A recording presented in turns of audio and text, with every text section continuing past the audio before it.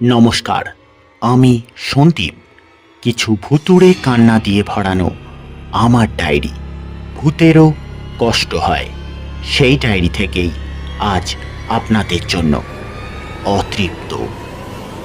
এবার আপনাদের কানে ভাসবে আমাদের বিশেষ নিবেদন অতৃপ্ত।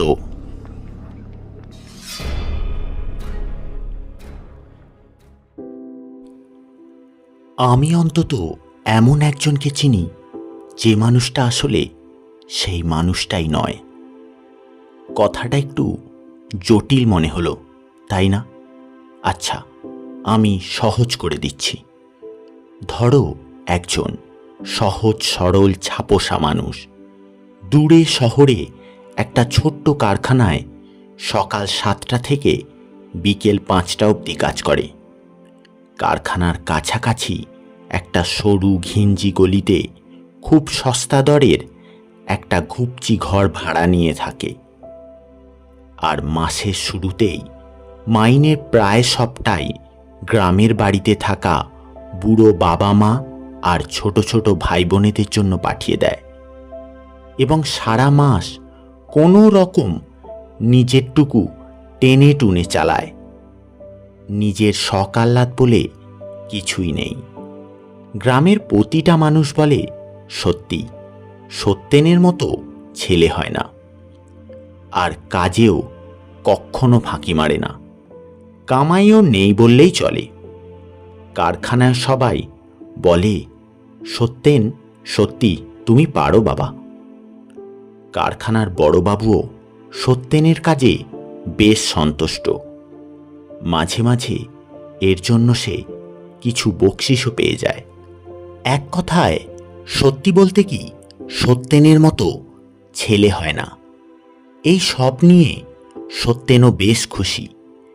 মুখে সর্বদা একটা সরল হাসি, আর চোখে তৃপ্ততার ছাপ।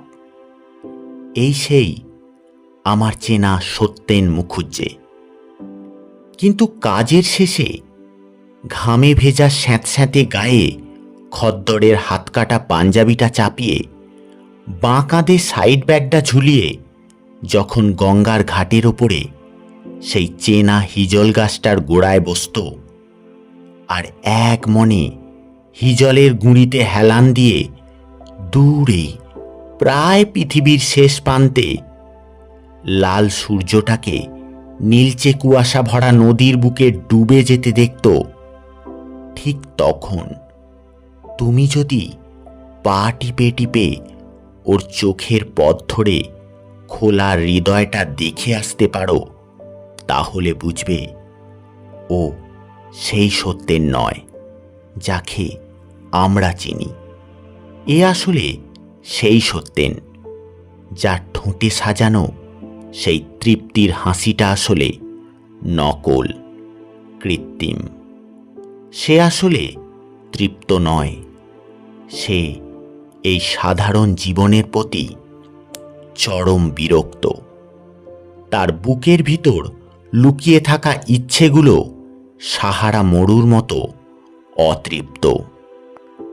আর এই অতৃপ্তি যে ধীরে ধীরে তাকে কোন জাহান্নামে নিয়ে যাচ্ছে, সেটা সন্ধ্যের ঘোলাটে বাতাসে কান পাতলেই একটু একটু করে টের পাওয়া যায়। আর এই সর্বনাশে শুরু হয়েছিল আজ থেকে প্রায় মাসখানেক আগে। আজকের মতোই সেদিনও সত্যেন কাজের শেষে গঙ্গার পাড়ে ঠিক এই জায়গাটাতেই বসেছিল, এই হিজল গাছের গোড়াতেই। আর একঘেয়েমি জীবনের মধ্যে প্রতিদিনের বিকেলটুকুই ছিল তার কাছে একটু স্বস্তির নিঃশ্বাস। সংসারের প্রতি দায়িত্ব আর সবার কাছে ভালো মানুষ সাজতে সাজতে সে ক্লান্ত হয়ে পড়েছিল। তাই সে তার ফেলে আসা আর অপূর্ণ বাসনাগুলোকে নিজের কল্পনার দ্বারা সাজিয়ে নিজের মনের মধ্যেই সবার চোখের আড়ালে একটা কাল্পনিক জগৎ গড়ে তুলতে শুরু করল। তার সেই কাল্পনিক জগতে সব তার ইচ্ছে মতোই হয়। তার অপূর্ণ বাসনাগুলো নিমেষে পূর্ণ হয়ে যেত সেই জগতে। সেই জগতে সে ছিল ভীষণ খুশি, কোনো আক্ষেপ ছিল না। তার সেই কল্পনার জগতে আর একজন মানুষ ছিল, তার পূজারিনী। সে ছিল তার স্কুল বেলাকার প্রেম। তারা এই রকমই এক গ্রীষ্মের বিকেলে 25শে বৈশাখ উপলক্ষে একসঙ্গে স্কুলে আবৃত্তি পাঠ করেছিল। তারপর থেকেই একটু একটু করে ভালো লাগা। কিন্তু বিশ্বাস করো, মেয়েটি বোধ করি কিছুই জানত না। যা কিছু ছিল সবই ওর মনের ভিতরে। তারপর স্কুল ছাড়ল, আর সব শেষ হয়ে গেল। কিন্তু আজও সে তার মনের ভিতরে রয়ে গেছে অতৃপ্ত আশার মতো। সেদিনও সে গঙ্গার পাড়ে বসে দূরে দিগন্তের দিকে তাকিয়ে নিজের কল্পনার জগতে বিচরণ করছিল। হঠাৎ একটা নূপুরের ছমছম শব্দে কল্পনার ঘোরটা কেটে গেল। ঘোরটা কাটতে তবে সে বুঝল কখন যে সন্ধ্যের ঘোলাটে বাতাসে অন্ধকারের রং গুলে গেছে সেটা সে টেরই পায়নি। ঠিক উঠতে যাবে এমন সময় আবার সেই নূপুরের শব্দ। সত্যেন পিছন ঘুরে দেখল একটা বছর 15-16 মেয়ে ইতস্তত হয়ে কিছু একটা খুঁজছে হিজল গাছের গোড়ায়। তার পরনের কাপড়, মাথার কোঁকড়ানো কালো চুল জলে ভিজে সপসপ করছে। মনে হয় এইমাত্রই বুঝি গঙ্গায় ডুব দিয়ে উঠে এসেছে। মৃদু জ্যোৎস্নার আলোয় এইটুকুই যা ঠাউর করতে পারল সত্যেন। এবার সত্যেন একটু মৃদু স্বরে জিজ্ঞাসা করল, এই মেয়ে, কে তুমি? এই ভর সন্ধ্যাবেলায় এখানে কি করছো? মেয়েটি কোনো উত্তর দিল না, শুধু গায়ের ভিজে আঁচলখানাকে আরও একটু ভালো করে জড়িয়ে নিল গায়ে। সত্যেন আবার জিজ্ঞেস করল, তোমার বাড়ি কোথায়? এবার মেয়েটি মুখ তুলে একবার সত্যেনের মুখের দিকে তাকালো।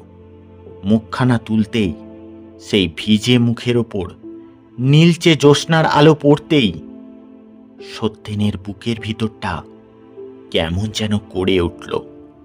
এই চিকন কালো চাঁদপানা মুখের মায়া ভরা চোখ দুটো সত্যেনের ভীষণ চেনা, যেন ফেলে আসা কত স্মৃতি ওই চোখে বন্দি। তবে তোমরা যেটা ভাবছ, সত্যেনও প্রথমটায় কিছুটা নিজের অজান্তে তাই ভেবেছিল। হয়তো এই মেয়েটি তার পূজারিনী, সেই ছেলেবেলার প্রেম। নাই বা হলো মানুষ, যদি ভূতি হয় তাতেও কিছুই যায় আসে না সত্যেনের। কিন্তু সে যুক্তিও খাটল না, কারণ চোখ ছাড়া আর কোনো কিছুতেই যে মিল নেই। হ্যাঁ, গায়ের রং কিছুটা মেলে বটে। প্রথম দেখাতেই মেয়েটা কেমন সত্যেনের একাকী জীবনে ঘর করে নিল। মেয়েটি একটু লাজুক স্বরে বলল, আমার একখানা নূপুর যে কোথায় পড়ল খুঁজে পাচ্ছি না। সত্যেনও অন্ধকারে এদিক ওদিক খোঁজাখুঁজি করল, কোথাও পেল না। সন্ধে গড়িয়ে রাত নামল। মেয়েটি কাঁদো কাঁদো হয়ে বলল, আজ যাই, কাল আবার না হয় আসবো। তারপর মেয়েটি হিজল গাছের পাশ দিয়ে পশ্চিম দিকের খোলা মাঠের আল ধরে এগিয়ে গিয়ে ধীরে ধীরে অন্ধকারে হারিয়ে গেল। সত্যেনও উল্টো দিকের বড় রাস্তা ধরে নিজের ঘরের দিকে চলল। পরের দিন সত্যেন আর কারখানায় গেল না।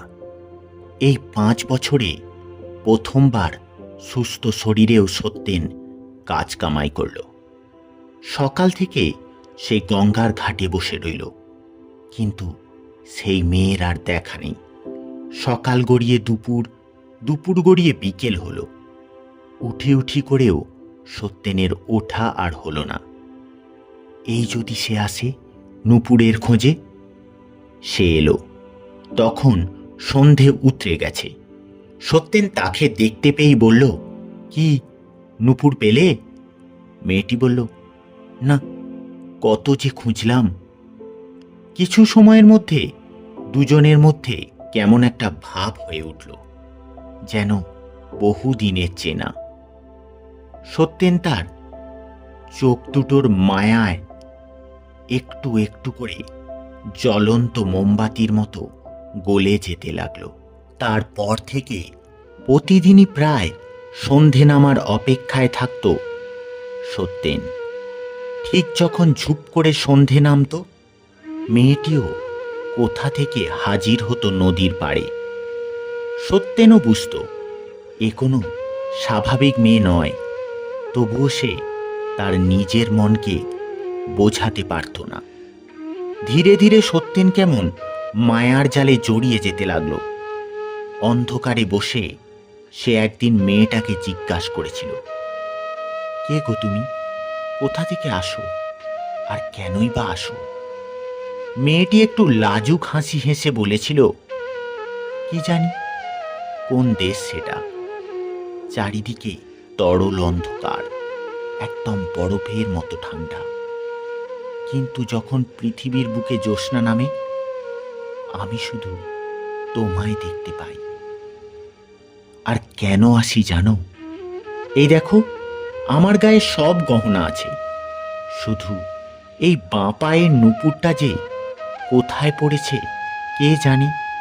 এই নূপুরটার জন্য আমি একটুও শান্তি পাই না, তাই খুঁজে বেড়াই। সত্যেন এতক্ষণ বোবার মতো বসে শুনছিল। এবার তার মুখ ফুটল, ধরো আমি যদি তোমায় হিজল গাছের ফুল দিয়ে একটা নূপুর বানিয়ে দিই, তুমি পড়বে? জানি সে সোনার উপর মতো অত মূল্যবান নয়, তবুও তো তোমার ওই বাঁ পাটা ফাঁকা থাকবে না। রোজ ভোরে ওই ফুল যখন ঝরে যাবে, আবার আমি সন্ধে হলে নতুন একটা ফুলের নূপুর বানিয়ে দেব তোমায়। নেবে তুমি আমার উপহার? সেই মেয়েটি লজ্জায় মুখ নিচু করে ঘাড় নেড়ে সম্মতি জানালো। এবার মেয়েটি বলল, আমি তোমায় কি উপহার দেব? আমার যে কিছুই নেই। সত্যেন বলল, জানো মেয়ে, আমি যতক্ষণ তোমার কাছে থাকি মনে হয় বেঁচে আছি। অপূর্ণ আশাগুলো পূর্ণতা পায়, কেমন একটা নেশা লাগে। আমি আমার সব দুঃখ ভুলে যাই। তুমি নিয়ে যাবে আমায় তোমার সাথে তোমার দেশে? মেয়েটি হি হি করে হেসে উঠল। তারপর অনেক কষ্টে হাসি থামিয়ে বলল, আমি তো মেয়ে নয় গো, আমি যে ছলনা, আমি ভূত। তাতে কি, আমিও আর বেঁচে আছি কই। সত্যেন এই কথাগুলো কত অনায়াসে বলল। মেয়েটি এবার কাঁদো কাঁদো হয়ে বলল, জানো, এই এতটুকু বয়সে গায়ের রং কালো বলে বাপ এক বুড়ো বরের সাথে আমায় বিয়ে দিয়ে দিল। তারপর বুড়ো মল, আর আমাকেও তার চিতায় জ্যান্ত তুলে দিল। আমি আগুনের জ্বালা সহ্য করতে না পেরে এই এই গঙ্গার বুকে ঝাঁপ দিলাম। তখনই আমার নূপুরখানা হারিয়ে গেল। আর তুমি আমার রূপে কি দেখলে গা? জ্যান্তকালে কেউ ভালোবাসল নি, আর পেতনি হয়ে আবার প্রেম বলেই মেয়েটা হি হি করে হাসতে লাগলো। কিন্তু সত্যের নাছোড় বান্দা। শেষে সেই রাত এলো। সত্যেন ঘাটের ওপর তরল অন্ধকারে মিশে বসে রইল। চারিদিক মৃত্যুর মতো থ মেরে রয়েছে। রাতের চোখেও যেন মৃত্যুর নেশা। হঠাৎ ঘাটের সিঁড়ি বেয়ে উঠে আসতে লাগলো একটা ছমছম শব্দ, আর তার সাথে সাথে একটা একটা ঠক ঠক শব্দ, যেন কেউ কাঠের খড়ম পড়ে হাঁটছে। সেই ছমছম আর ঠক ঠক শব্দে কেমন নেশা লাগতে শুরু করলো। ধীরে ধীরে জল থেকে সিঁড়ি বেয়ে উঠে এলো একটা নারী মূর্তি। পরনে নতুন কনে বইয়ের মতো শাড়ি, মাথায় 1 হাত লম্বা ঘোমটা। সত্যেনের সামনে দাঁড়িয়ে হি হি করে হেসে বলল, যাবেন তো আমার সাথে ওই ওই অসার অন্ধকারে, এই অতৃপ্তির জীবন ছেড়ে? সত্যেন যেন একটা ঘোরের মধ্যে আছে। সে শুধু তার দিকে চেয়ে রইল, কিছুই বলল না। তারপর সেই নারী মূর্তিটা তার হাত ধরে টেনে নিয়ে চলল অশান্ত গঙ্গার দিকে। সত্যেন মন্ত্রমুগ্ধের মতো তার সাথে ধেয়ে চলল। কিন্তু সত্যেনের তো শান্তি পাওয়ার কথা ছিল, তৃপ্তি পাওয়ার কথা ছিল। কই কই সে তো তৃপ্তি পাচ্ছে না। সে যেন কি একটা ফেলে রেখে চলে যাচ্ছে।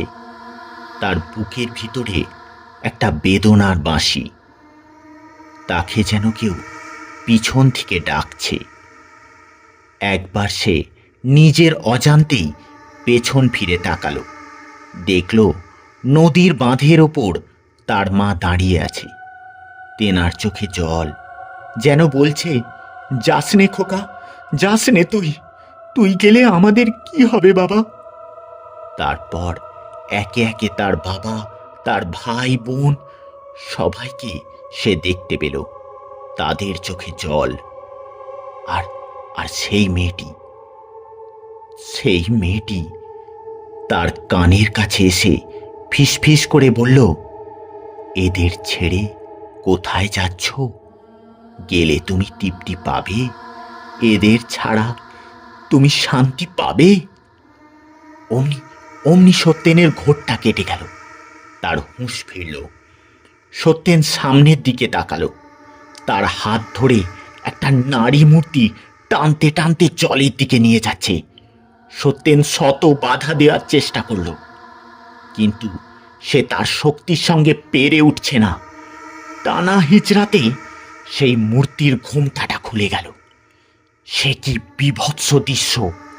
সেটা আসলে একটা নরকঙ্কাল, গোটা শরীরে সোনার গহনা।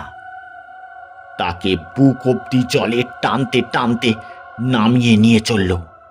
ধীরে ধীরে জল মাথা টপকাতে লাগলো। জল মাথার ওপরে উঠতেই সে আর সেই টান অনুভব করল না। হঠাৎ তার তন্দাটা কেটে গেল। সে একা, কেউ কোথাও নেই। একা, একদম একা। মাঝরাতে এক বুক নদীর জলে দাঁড়িয়ে সে একদম একা। এতক্ষণ আপনারা শুনছিলেন অতৃপ্ত।